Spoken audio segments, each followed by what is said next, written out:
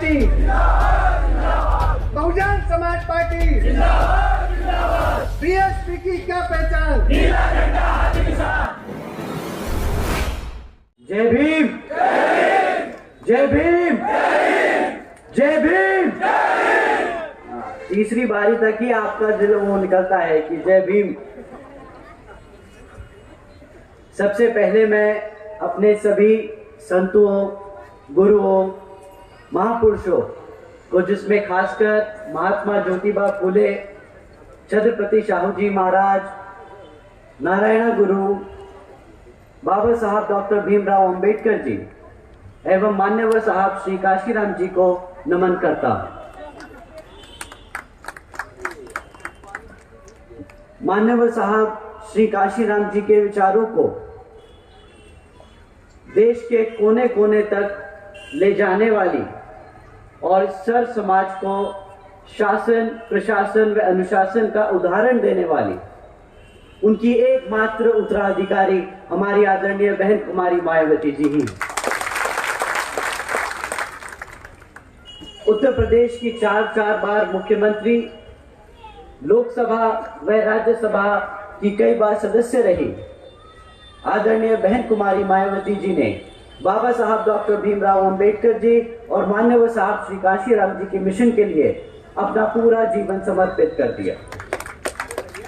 और मुझे गर्व है कि मुझे ऐसे महान नेता के नेतृत्व में आज काम करने का मौका मिल रहा है। आदरणीय बहन कुमारी मायावती जी का मैं हार्दिक अभिनंदन और आभार व्यक्त करता हूं। मध्य प्रदेश की इस पावन धरती पर खड़े होकर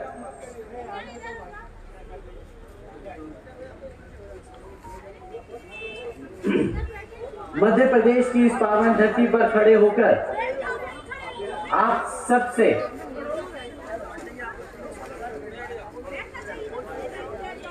आप सब बैठ जाइए, आप सब इधर इस तरफ ये सब बैठ जाइए।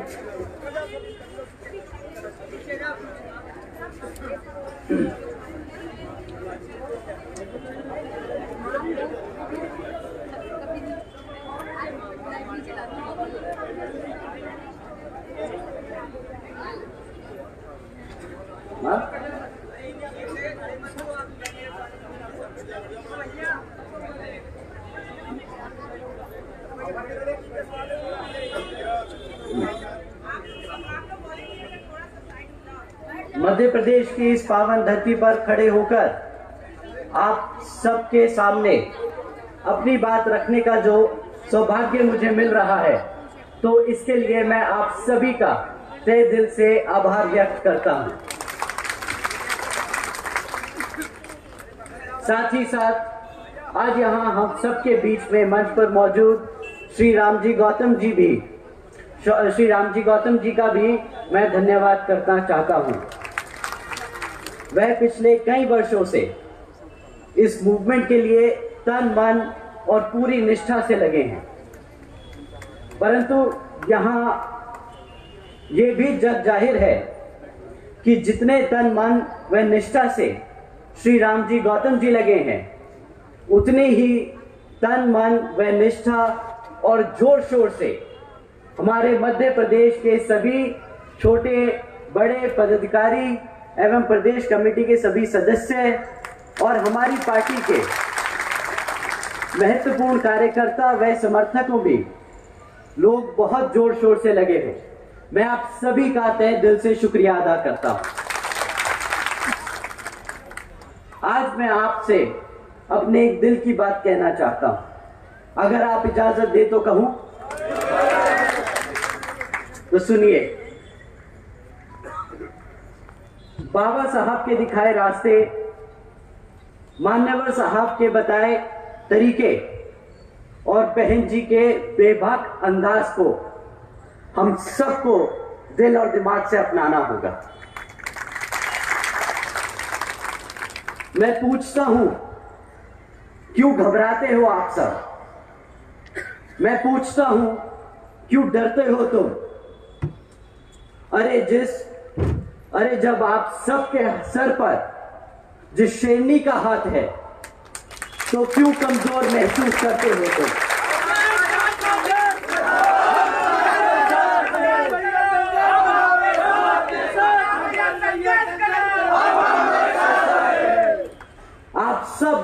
समाज से हो, बहुजन समाज से कभी ना झुकना, कभी ना रुकना, अपनी जिंदगी को अपनी शर्तों पे जीने की हैसियत रखने वाले हो तुम।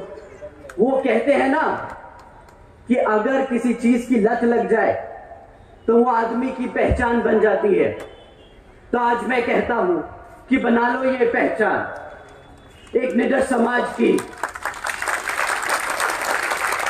एक ताकतवर समाज की, एक मजबूत बहुजन समाज की। साथियों, जब हम अपने आप को लाचार महसूस करते हैं, लाचार समझने लगते हैं, तब मानववादी लोग हम पर हावी होते हैं। अब देखिए,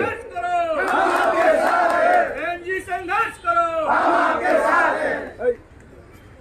अब देखिए इस भाजपा सरकार का असली चेहरा। श्रीमती रामप्यारी बाई जी, आप सब ने इनका नाम जरूर सुना होगा।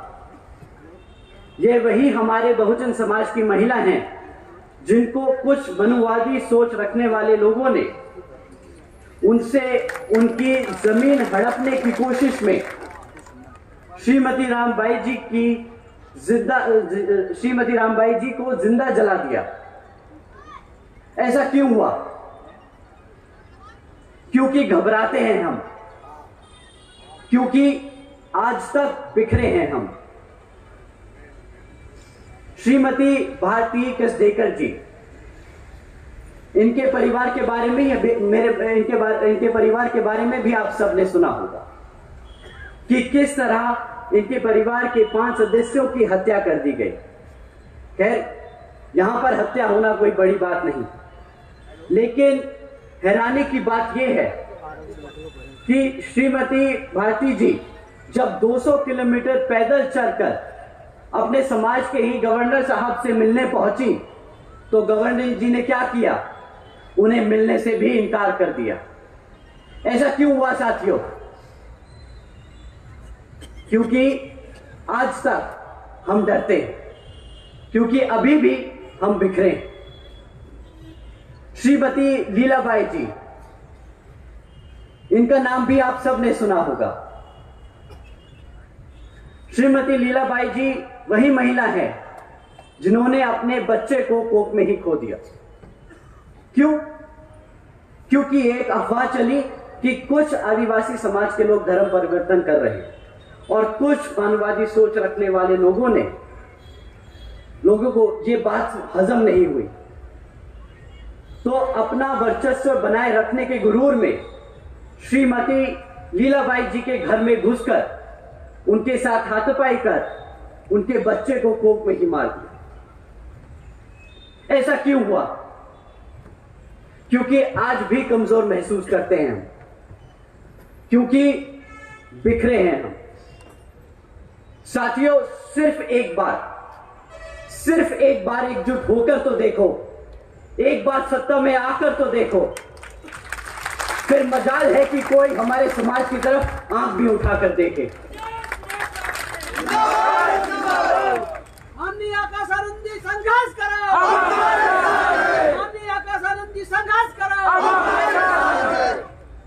साथियों, जो भाजपा सरकार अपने आप को नंबर 1 बताती है, तो शायद आपको जानकर हैरानी होगी कि हकीकत में यहां की भी भाजपा सरकार किन मामलों में नंबर 1 है। नंबर 1 है पूरे भारत में हमारे बहन बेटियों पर अत्याचार करने में।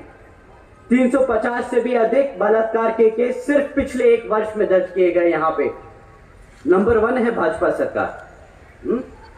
नंबर 1 है पूरे भारत में हमारे बुजुर्गों पे अत्याचार करने में। यहां की भाजपा सरकार नंबर 1 है। नंबर 1 है पूरे भारत में हमारे SC, ST, OBC व धार्मिक अल्पसंख्यक समाज पर अत्याचार करने में।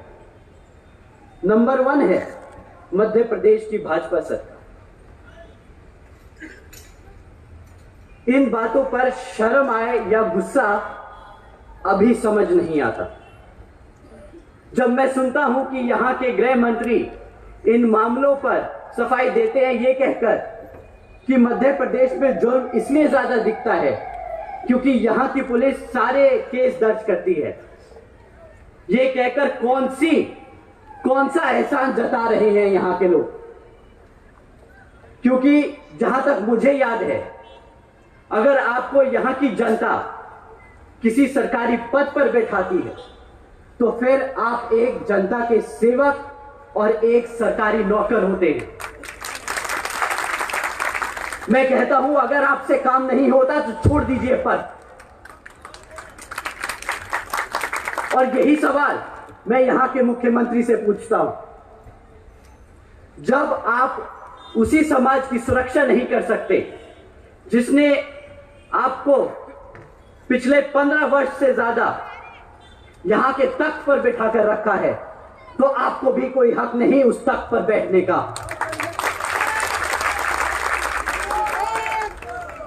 साथियों, ये गुस्सा मेरा व्यक्तिगत नहीं, ये नाराजगी मेरी व्यक्तिगत नहीं। दुखी हूं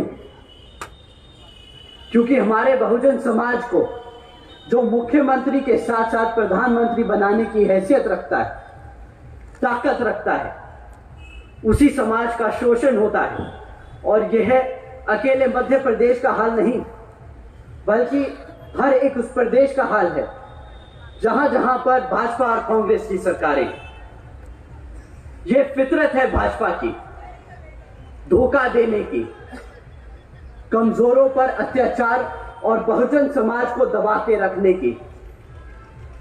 साथियों, इसी तरह है केंद्र की भाजपा सरकार। कुछ लोग मन की बात सुनाकर वोट ले गए आपका, और अब जब जनता परेशान और बेहाल है तो मन की ही बात सुनाकर बोलते हैं, अरे हम तो फकीर आदमी हैं, झोला उठाकर चल पड़ेंगे। केंद्र की सरकार का वादा करोड़ों नौकरियां देने का, केंद्र की सरकार का वादा महंगाई कम करने का, केंद्र की सरकार का वादा गरीबी खत्म करने का। क्या यहां बैठे मेरे साथी लोग, आप लोगों की लग गई नौकरियां? क्या आप लोगों के लिए हुई महंगाई कम? क्या आप लोगों की बड़ी आमदनी? अरे साथियों, जो 10 करोड़ नौकरियां देने का वादा किया था ना, 10 करोड़ तो दूर, 5 करोड़ लगी हुई मैन्युफैक्चरिंग सेक्टर में जो नौकरी लगी थी, वो भी आज घटकर सिर्फ 2.5 करोड़ रह गई है। जो महंगाई का ढिंडोरा पीट रहे थे 2014 में, और आम आदमी को एहसास जताने निकले थे कि भाई 50 रुपए का पेट्रोल बहुत महंगा है, भ्रष्ट है ये सरकार, आज उन्हीं सरकारों से पूछता हूं, क्यों भाई 100 रुपए का पेट्रोल आज महंगा नहीं लग रहा क्या? जो गरीबी खत्म करने निकले थे, आज नोटबंदी जैसे काम करके शायद गरीब को ही खत्म कर चुके हैं। 2014 में 2 करोड़ 70 लाख लोग जो गरीबी रेखा से नीचे थे, आज उनकी संख्या बढ़कर 13 करोड़ से ज्यादा हो चुकी है। हम सबको पूछना होगा यहां के प्रधानमंत्री से, क्यों अब ऐसे ही भारत की इकोनॉमी बनेगी $5 ट्रिलियन की? मैं अगर सही मायने में समझता हूं तो केंद्र की सरकार को बहुजन समाज को मुफ्त में राशन देने जैसी योजनाएं चलाने की कोई जरूरत नहीं। हमारे समाज को हमारे पैरों पर खड़े होने के लिए सिर्फ अवसर चाहिए, क्योंकि इतिहास गवाह है साथियों, बहुजन समाज लेने वालों में से नहीं, देने वालों में से है। आज हम भाजपा सरकार को मन की बात नहीं, कुछ काम की बात समझाना चाहते हैं। एक लीडर होता कैसा है, एक मुख्यमंत्री होता कैसा है, और एक प्रधानमंत्री को होना कैसा चाहिए। बहन जी ने कानून व्यवस्था के साथ साथ राज्य के सामाजिक व्यवस्था के लिए भी अनेकों कार्य किए। बहन जी ने देश में पहली बार सरकारी कॉलेजेस में, स्टूडेंट हॉस्टल्स में अन्य पिछड़े वर्गों के छात्रों के लिए 27% आरक्षण की व्यवस्था तय की। बहन जी ने सावित्रीबाई फूले बालिका शिक्षा योजना के तहत 7 लाख से ज्यादा बच्चियों को 12वीं तक की शिक्षा प्राप्त करने हेतु 600 करोड़ से अधिक लागत इन बच्चियों को अपने पैरों पर खड़ा कर एक उज्जवल भविष्य देने के लिए खर्ची। बहन जी ने महामाया गरीब बालिका आशीर्वाद योजना के तहत 3,25,000 बच्चियों को 1-1 लाख रुपए सीधा उनके बैंक खातों में देने का काम किया। साथियों, आदरणीय बहन जी ने इस योजना के तहत 3,250 करोड़ से ज्यादा सीधा बच्चियों के बैंक खातों में भेजे। भारतीय जनता पार्टी ढिंडोरा पीटती है कि भाई हम 20 लाख रुपए देंगे, 20 लाख रुपए देंगे, और ऐसी योजनाएं चलाती हैं बेटी बचाओ बेटी पढ़ाओ जैसी खोखली। हमारी आदरणीय बहन जी ने ये सब करके दिखा दिया। और ये सब कब किया? 2007 से 2012 तक। जो 2014 में बने वो बोल रहे थे 20 लाख देंगे। कभी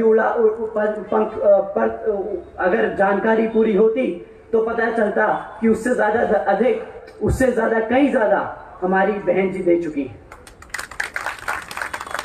आदरणीय बहन जी ने अपने शासनकाल में 12,500 करोड़ की लागत से हमारे SC, ST व OBC साथ ही साथ आदिवासी समाज के 3,50,000 से ज्यादा परिवारों को महामाया आवास योजना के तहत अपना खुद का घर दिया।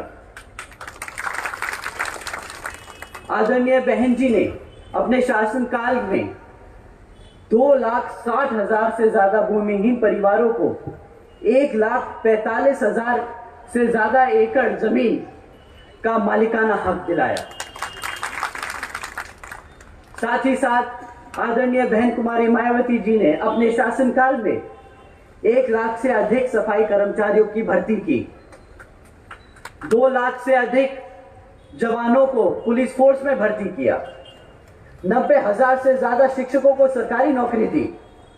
और साथ ही साथ आपको जानकर यह हैरानी होगी कि रोजगार के मौके तब दिए गए जब पूरी दुनिया मंदी के दौर से गुजर रही थी। एक तरफ लोगों को नौकरियों से निकाला जा रहा था और दूसरी तरफ आदरणीय बहन कुमारी मायावती जी उत्तर प्रदेश में लोगों को लाइन से लगाकर नौकरियां दे रही हैं। यही है असल मायने में सर्जन हिताय व सर्जन सुखाय की नीति। आज मैं और मेरे जैसे लाखों करोड़ों बहुजन समाज के नौजवान अपना सिर उठाकर एक इज्जतदार जिंदगी इसलिए जी सकते हैं तो वो सिर्फ और सिर्फ हम सबकी बहन जी की वजह से ही। मैं आज यहां अपना सिर झुकाकर अपने दिल पर हाथ रखकर बहन जी का तहे दिल से शुक्रिया अदा करता हूं। आदरणीय बहन जी जिंदाबाद जिंदाबाद जिंदाबाद। तो साथियों, आप और हम सबको एकजुट होकर समाज के हर एक व्यक्ति को बसपा से जोड़ने का काम करना होगा और आने वाले विधानसभा आम चुनाव में बता देना होगा कि हम आ रहे हैं, हम आ रहे हैं हर उस चीज के लिए जो इस संविधान में हमारे समाज के लिए हमारे गुरु देकर गए हैं, बाबा साहब डॉक्टर भीमराव अंबेडकर जी। और सही मायने में यही होगा इस भाजपा सरकार को मुंहतोड़ जवाब। अंत में मैं यहां मंच पर मौजूद सभी छोटे और बड़े पदाधिकारी और कार्यकर्तागण का तहे दिल से शुक्रिया अदा करता हूं। साथ ही साथ हमारे सभी बड़े और जवान BBF के जवान साथियों, आप सभी का मैं तहे दिल से धन्यवाद करता हूं। साथ में यहाँ इतनी बड़ी संख्या में आज हमारी बहनें, हमारी माताएं जो इस समारोह के लिए आए हैं, तो आप सभी का भी मैं तहे दिल से शुक्रिया अदा करता हूं। जय भीम, जय भारत, जय बहन जी।